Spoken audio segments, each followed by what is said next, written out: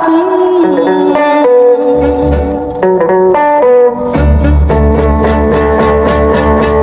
វើល្ងងដល់ណាបងអើតើស្នេហាស្នេហ៍មួយជីវិតជឿអ្វីមួយផ្កាយមួយជាសត្វល្អិតសូមបងកុំគិតតិចមិនឲ្យគិតជឿខូចជីវិតខ្លាចចិត្តស្រីរេដូចចុងស្រ